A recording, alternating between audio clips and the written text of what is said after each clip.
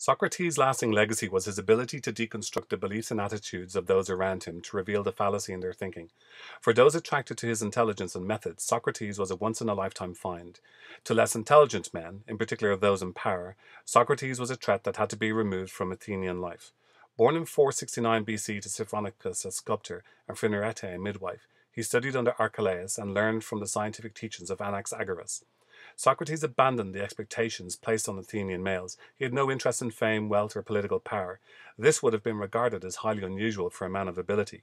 He was criticized for dressing shabbily, wearing the same gown and going barefoot morning and night, summer and winter. And when criticized by Antiphon, the sophist, about why he, Socrates, lived so poorly, Socrates replied, "For my part, I am of opinion that to have need of nothing at all is a divine perfection, and to have need of little is to approach very near the deity. And hence it follows that as there is nothing more excellent than the deity, whatever approaches nearest to it is likewise most near the supreme excellence." While it appears that he was no lover of authority, in actual fact he held that citizens should submit themselves to the authority of the state. But this did not mean that you could not challenge the actions and decisions of the state. Socrates had distinguished service as a hoplite during the Peloponnesian War. However, Athens was on the losing side and was occupied by Sparta. It was only a matter of time before the authorities found something to charge him with. He was accused of corrupting the youth, of denying the accepted gods, and of introducing his own deity. It didn't help that the oracle at Delphi declared that Socrates was the wisest man. Socrates was perplexed by this because he did not regard himself as possessing wisdom. He set out to prove the god wrong. He did this by trying to find a wise man, and when he did, he tried to argue that the man only thought he was wise. The result was that the man hated him. Socrates concluded that he indeed must be the wisest, because he at least knew he wasn't wise, whereas those regarded as wise didn't know that they were not wise.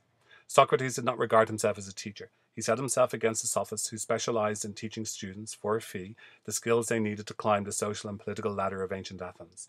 The sophists specialized in teaching students rhetoric, the ability to argue from two opposing points of view. Socrates rejected this, for he was interested only in truth. To get at truth required an examination of what the student knew. Indeed, Socrates is famous for having said, "The unexamined life is not worth living for a human being." Socrates held that many people believed things but did not know why they believed such things. He understood people had a claim to knowledge without being able to back up that claim. Unless people examined the reasons for their belief about what they knew, they could never arrive at truth and so live a good life. His method of arriving at truth involved challenging what people believed they knew. Known as the dialectic, a forerunner of logic, this method involves seeking knowledge through a process of questions and answers.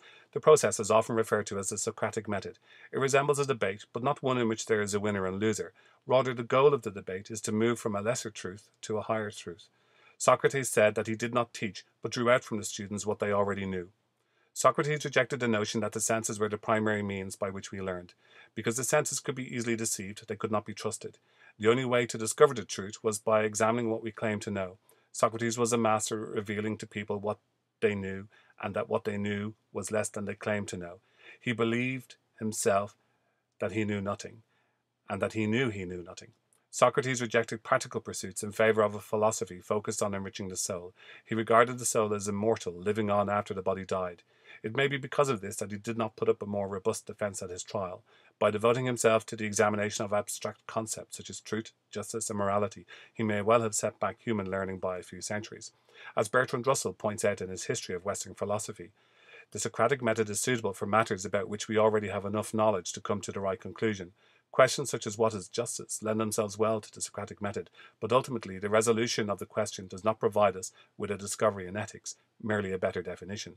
However, matters which lend themselves to logical debate can be suitably examined using the Socratic method. I see many similarities between my views and those of Socrates. I am not content to accept the status quo, where the status quo contradicts my values and beliefs. I think I have reasonable grounds for my values and beliefs. However, these are not set in stone and are open to challenge. Consequently, like Socrates, I am not certain that I know anything, and I'm certainly not convinced of any wisdom I hold. As a teacher, I use the Socratic method when I'm teaching. For example, when I'm teaching waterfalls, I will debate with my students what is the best definition of a waterfall, moving from a flow of water to a vertical fall of water in the upper course of a river. When debating issues in social geography, I'll challenge my students, asking them particular questions such as, can you explain that further, or what evidence do you have to support what you say? In the end, Socrates was found guilty. He made a mockery of the trial, and his offer of a punishment was not regarded well, and he was sentenced to die by drinking hemlock. However, he gave birth to Plato's career and that of Aristotle.